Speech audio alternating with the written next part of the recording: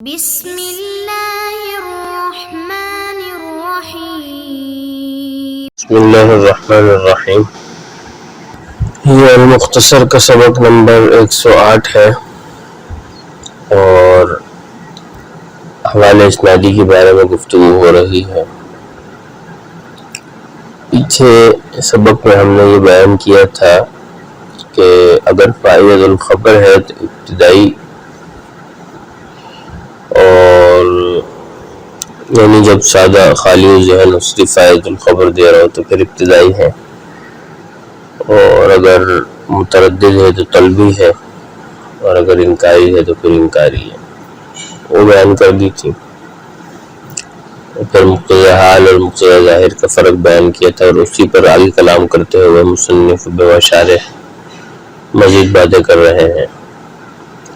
فرمایا وَكَثِيرًا مَا يُفْرَدُ الْكَلَامُ عَلَى خِلَافِهِ، أي خلاف مقتضى الظاهر، فيجعل غير السائل كالسائل إذا قدم إليه أي إلى غير السائل ما يلوح أي ما يشير له أي لغير السائل بالخبر، فيستشرف غير السائل له أي للخبر يعني ينظر إليه، يقال استشرف الشيء إذا رفع رأسه ينظر إليه ويبسط كفه فوق الحاجب كالمستغل من الشمس،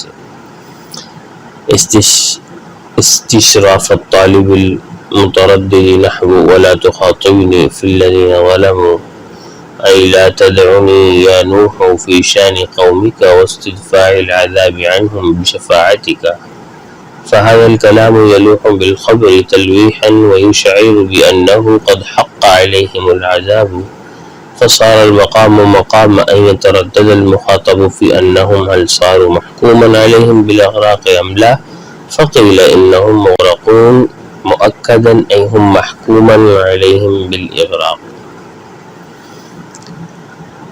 یہاں سے مصنف بواشارح رحمہ اللہ نے مقتضی ظاہر ہی پر تفریع بیان کرتے ہوئے اپنی بات کی ہے۔ تو فرمایا کہ پیچھے بات ہوئی تھی کہ مقتضی ظاہر اور مقتضی حال میں عموم خصوص من وجہ ہے، جس کا مطلب یہ ہے کہ مقتضی ظاہر خاص مطلق ہے اور مقتضی حال عام مطلق ہے۔ گفتگو ہو گئی وہاں پہ۔ اسی پر آگے فرماتے ہیں کہ کلام جو ہے وہ کبھی مقتضی ظاہر کے خلاف بھی لایا جاتا ہے، مطلب ہوتا ہے وہ مقتضی حال کے مطابق ہے لیکن وہ مقتضی ظاہر کے خلاف ہوتا ہے، لایا جاتا ہے وہ باقاعدہ۔ مثلا ایک شخص ہے جو خالی ذہن ہے، مخاطب، اس میں کسی قسم کا کوئی سوال نہیں ہے، اب اس کا جو خالی ذہن ہونا ہے اور کسی طلب سے خالی ہونا یعنی اس کا غیر سائل ہونا، اس بات کا تقاضا کرتا ہے کہ اس کے سامنے جو کلام پیش کیا جائے وہ سادہ سا کلام ہو، غیر موقد، کسی قسم کی اس میں کوئی تاکید نہ ہو۔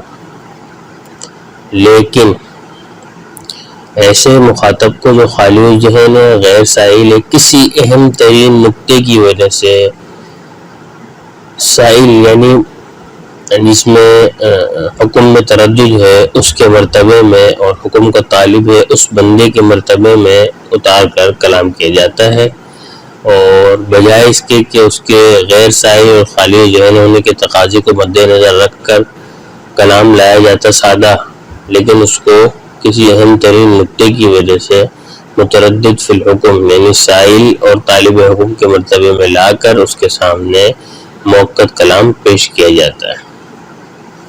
کیوں؟ اس لیے کہ مخاطب اگر متردد ہوتا ہے، طالب ہوتا ہے، تو وہ اسی کا مقتضی ہے، تو چونکہ اس کو اسی مرتبے میں لایا گیا ہے، اتار لیا گیا ہے، تو اس لیے وہ کلام موقت لایا گیا ہے۔ اب یہ جو موقت کلام ہے یہ مقتضی حال کے تو مطابق ہے، کیوں؟ اس لیے کہ تاکید ایک حال ہے، یعنی اس سوال کا مقتضی ہے اس کے مرتبے میں اتارا گیا بندے کو، سامنے والے کو، خالی ذہن کو متردد فی الحکم کے مرتبے میں اتارا گیا ہے، تو گویا اس کا سائل ہونا تاکید کا تقاضا کرتا ہے، تو تاکید لے کر آ گئے۔ لیکن یہ کلام گو کہ مقتضی حال کے مطابق ہے، لیکن مقتضی ظاہر کے خلاف ہے. کیوں؟ کیونکہ ظاہر بات یہ ہے کہ در حقیقت وہ بندہ غیر سائل تھا. جب وہ غیر سائل تھا، ظاہر غیر سوال کا تھا، تو اس بات کا متقاضی تھا کہ کلام غیر موقت لایا جائے. مگر چونکہ وہ غیر سائل کو سائل کے مرتبے میں اتار کر کلام لایا گیا تو وہ موقت لایا گیا. تو اس لیے یہ کلام مقتضی ظاہر کے جو خلاف ہے، لیکن ہے مقتضی حال کے مطابق. تو اس سے معلوم ہوا کہ دونوں میں عموم خصوص من وجہ کی نسبت ہے، اور مقتضی حال جو ہے وہ ضروری مقتضی ظاہر جو ہے وہ کلام کبھی کبھی اس کے خلاف ہوتا ہے، وہ کہ مقتضی حال کے مطابق ہو، جس کی یہ صورت ابھی بیان کرتی. اب رہی یہ بات کہ جی وہ نقطہ کیا ہوتا ہے، اہم ترین نقطہ، تو اسی بات کو مصنف رحمہ اللہ نے آگے بیان کیا ہے. اسی کی وضاحت کرتے ہوئے مصنف نے فرمایا ہے کہ ایک مخاطب غیر سائل ہے اور غیر متردد ہے، اس کے سامنے کلام پیش کیا گیا اور وہ کلام کسی ایسی خبر کی طرف اشارہ کر رہا ہے جو خبر آئندہ آنے والی ہے. تو اس خبر کو سننے کے بعد وہ جو غیر سائل تھا، غیر متردد تھا، وہ اس خبر کا جو آئندہ وقوع پذیر ہونے والی ہے اس طرح انتظار کرنے لگا گویا اس کا وہ طالب ہے. تو اب اس غیر سائل کو، جو ظاہر تو غیر سائل ہے، غیر متردد ہے، لیکن اس کو سائل کے مرتبے میں اس کے انتظار کی وجہ سے اتار کر اس کے سامنے جو کلام پیش کیا جائے گا وہ کلام ہوگا جو موقت ہوگا، اور اسی طرح ہوگا جیسے کہ سائل اور متردد کے سامنے پیش کیا جاتا ہے. اب اس کی مثال سے مزید بات واضح ہو جائے گی. جسے اللہ تبارک و تعالی نے نوح علیہ السلام کو مخاطب کر کے ارشاد فرمایا کہ لا تخاطبنی فی الذین ظلموا. تو اب اس کا مطلب ہے کہ آپ مجھ سے بات ظالمین کے بارے میں بات نہیں کرنا. اللہ نے نوح علیہ السلام سے فرمایا. اور یہاں جو بات ہے وہ مطلق بات کرنے سے منع نہیں کیا گیا، بلکہ اس کا مطلب یہ ہے کہ ان سے عذاب دور کرنے کے لیے سفارشی کلام نہ کرنا. تو اب یہ جو بات ہے کہ سفارشی کلام نہ کرنا، یہ اس بات کی طرف اشارہ کر رہا ہے کہ نوح علیہ السلام کی قوم پر کوئی عذاب آنے والا ہے. اور پھر فرمایا وَاسْنَعِ الْفُلْكَ بِأَعْيُنِنَا، کہ ہماری نگرانی میں آپ جو ہے وہ کشتی بنائیں. یہ کلام بھی اس بات کی طرف اشارہ کر رہا ہے کہ عذاب جو ہے وہ ڈبونے کی صورت میں ہوگا جب یہ کشتی بنانے کا حکم ہو رہا ہے. اب ان دونوں باتوں کو سن کر نوح علیہ السلام جو کہ سائل نہیں ہے اور متردد نہیں ہے، لیکن ان کے دل میں یہ طلب پیدا ہو گئی کہ کیا میری قوم کو غرق کرنے کا حکم دیا گیا ہے یا نہیں دیا گیا. تردد ہو رہا ہے ان کو، کیونکہ بات تو واضح نہیں ہو رہی ابھی. بس یہ کہ لا تخاطبنی واسطۂ الفلک کا اشارہ ہو رہا ہے چیز کی طرف، واضح نہیں ہے. تو اب ان کے دل میں گو کہ وہ سائل نہیں ہے لیکن تردد ہے کہ کیا قوم کو غرق کرنے کا حکم ہے یا نہیں. اب یہاں پر نوح علیہ السلام غیر سائل ہے، لیکن ان کو سائل اور متردد کے مرتبے میں اتار کر اللہ نے جو کلام ان کے سامنے فرمایا ہے انہم مغرقون، کہ بے شک ان کو غرق کر دینا یہ مقدر بنا دیا گیا ان کا. تو اب یہاں پر جو ہے وہ کلام موقت کیا گیا. تو اس سے معلوم یہ ہوا کہ وہ جو نقطہ ہے وہ یہ ہے کہ وہ پہلے اس کے سامنے غیر متردد اور مخاطب کے سامنے ایک سے کلام پیش کیا جاتا ہے جو کسی خبر کی طرف مشیر ہو. تو اب وہ غیر سائل اس خبر کا انتظار کرنے لگتا ہے، تو گویا وہ اس کا طالب ہو گیا. تو اب اس غیر سائل کو سائل کے مرتبے میں اتار کر موقت کلام پیش کیا جاتا ہے، بالکل اسی طرح اس طرح حقیقی سائل اور متردد کے سامنے موقت کلام پیش کیا جاتا ہے. متن میں شرف اشرف سے استشراف کا جو مصدر بیان کیا ہے اس کے بانی اشارے نے جو بیان فرمائے ہیں، تو اس میں 3 باتیں ذہن میں رکھنی ضروری ہیں. استشراف کے معنی کے لیے صرف دیکھنے میں معنی کا استعمال نہیں ہوتا، بلکہ اس میں سر اٹھانا اور بہوں پہ ہاتھ رکھ کر دیکھنا، یہ استشراف کا معنی ہے کہ سر اٹھا کر بہوں پر ہتھیلی پھیلا کر اس طرح دیکھا جائے جیسے کہ سورج کی جو کرنیں ہیں اس سے بچتے ہوئے دیکھا جاتا ہے. یہ استشراف کا معنی ہے جو ماتن نے کلام میں بیان کیا ہے اور شارح نے اس کو یہاں یہ بیان کیا ہے. تو اس سے جو ہے وہ مرتبے میں اتارنے کی بات ہو رہی ہے، کیسے غیر سائل کو سائل کے مرتبے میں اتارا جاتا ہے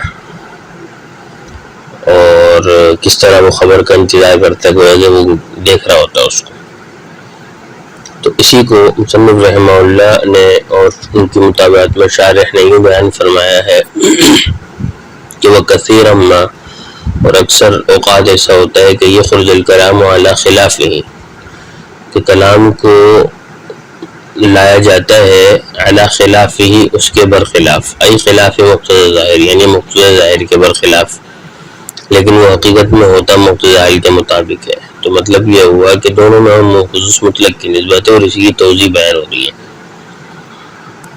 فیجعلو تو بنا دیا جاتا ہے غیر السائل، غیر سائل کو، غیر متردد کو، خالی ذہن مخاطب کو کس سائل اس کی طرح جو سائل ہے. اذا قدم الیہ جب اس غیر سائل الی غیر سائل یعنی جب اس کی طرف یعنی اس غیر سائل کی طرف کوئی خبر ایسی لائی جائے ما یلوح ای ما یشیر یعنی ایسی خبر جو اشارہ کر رہی ہو لہو ای غیر السائل اس غیر سائل کو بالخبر خبر کی طرف اشارہ کر رہی ہو، ایسا کلام جب لایا جائے تو اب اس کو کیا ہوگا تو بیان کریں فیض تشریف. تو جب غیر سائل کے لیے ایسا کلام لایا جائے جو کسی خبر کی طرف مشیر ہو تو فیض تشریف غیر السائل لہو، تو اب اور وہ غیر سائل اس خبر کے ایل الخبر اس خبر کے لیے فیض تشریف انتظار کرنے لگے، یعنی ینظر الیہ یعنی اس کی طرف دیکھنے لگے. یہ قالو کہا جاتا ہے استشرف الشیء یعنی جو استشرف الشیء کا جملہ ہے یہ اس وقت کہا جاتا ہے اذا رفع رأسہ جب آدمی سر اٹھائے، ینظر الیہ اس کو دیکھے اور ویبسط کفہ فوق الحاجب اور اپنی ہتھیلی کو اپنی بھووں پر پھیلا دے، کما کالمستظل من الشمس جیسا کہ سورج کی شعاع سے سائے میں ہوتے ہوئے دیکھا جاتا ہے. بھووں پہ آدھا کہ جب سورج سے بچتے ہوئے دیکھا جاتا ہے تب استشراف کا لگ جاتا ہے. تو مطلب یہ کہ وہ خبر ایسی اس کی طرف کلام ایسے لایا گیا جس سے خبر ایسی جو ہے اس کو دیکھ رہا ہے، وہ انتظار کر رہا ہے. استشراف الطالب ایسا انتظار کر رہا ہے کہ استشراف الطالب جس طرح ایک طالب انتظار کرتا ہے، المتردد جو متردد ہوتا ہے. نحو اب غیر سائل تھا لیکن چونکہ خبر ایسی تھی انتظار کرنے لگا تو اس کو سائل کے مرتبے میں اتار دیا گیا. نحو جیسے باری تعالیٰ کا فرمانا وَلَا تُخَاطِبْنِي فِي الَّذِينَ ظَلَمُوا ای یعنی لا تدعونی یا نوح اے نوح مجھ سے بات نہ کرنا فی شان قومی کا اپنی قوم کے بارے میں، واستدفاع العذاب عنہم بشفاعتک اور عذاب کو دفع کرنے کے بارے میں اپنی شفاعت کے ساتھ. تو مطلب یہ ہے کہ مجھ سے آپ شفاعت کراؤ اپنے قوم کے بارے میں نہیں کریے گا. اب فہذا الکلام یلوح بالخبر تلویحا یہ کلام جو ہے وہ ایک خبر کی طرف اشارہ کر رہا ہے. خبر قدر یعنی کہ ایک مقدار تھوڑا سا اشارہ ایک ہو رہا ہے مبہم سا اشارہ. وہی شعور یہ بتا رہے کہ بأنہ قد حق علیہم العذاب کہ قوموں پر عذاب جو ہے وہ واضح ہو چکا ہے، ثابت ہو چکا ہے، مقدر ہو چکا ہے. اب فصار المقام و مقام تو اب یہ وہ ہے کہ یہ مقام ایسا مقام ہے کہ یتردد المخاطب مخاطب کو اب متردد ہو رہا ہے فی انہم صاروا محکوما علیہم بالاغراق ام لا کہ وہ محکوم علیہ جو ہیں جن پر حکم لگایا گیا یعنی قوم نوح ان کے بارے میں متردد ہے مخاطب کہ وہ عذاب یعنی غرق کرنے کے محکوم ہے ام لا یا نہیں. تو اس بارے میں گویا کہ ہیں تو متردد نہیں لیکن اب وہ خبر کا انتظار کرنے لگے تو گویا کہ متردد ہو گئے. تو فقیل ان سے یہ کہا گیا کہ انہم مغرقون موقد نہیں کلام موقد لاگے کہا گیا کہ یعنی قرین یہ غرق کر دیے جائیں گے. ای ہم محکوم علیہم بلا اغراق یعنی کہ یہ غرق کر دینے کے ساتھ جو ہے وہ حکم کر دیے گئے کہ یہ غرق کیے ہوں گے اور اسی طرح ان کا عذاب دیا جائے گا انہیں۔ تو خلاصہ یہ ہے کہ جب ایک غیر سائل ہوتا ہے، غیر متردد ہوتا ہے، تو اس کو سائل کے مرتبے میں، متردد کے مرتبے میں لا کر کلام کیا جاتا ہے، تو گویا کہ وہ خبر کا انتظار کر رہا، تو اس لیے اس کو متردد کے مرتبے میں لا کے کلام موقد کیا جاتا ہے۔ اب یہ کلام مقتضی حال کے مطابق ہے، لیکن ہے مقتضی ظاہر کے خلاف، تو معلوم ہوا کہ دونوں میں عموم خصوص مطلق کی نسبت ہے، اور مقتضی ظاہر یہ خاص ہے مقابلہ مقتضی حال کے وہ عام ہے۔ تو مقتضی حال کا پایا جانا ضروری ہے، گو کہ مقتضی ظاہر پایا جائے نہیں، یعنی بعض دفعہ پایا جاتا ہے اور بعض دفعہ نہیں پایا جاتا، مقتضی ظاہر کے خلاف کلام ہوتا ہے، لیکن وہ ہوتا مقتضی حال کے مطابق ہی ہے، جیسے انہم مغرقون والی مثال سے واضح ہو گیا۔ اللہ تبارک و تعالی ہمیں سمجھنے کی توفیق عطا فرمائے۔ وما توفیقی الا باللہ۔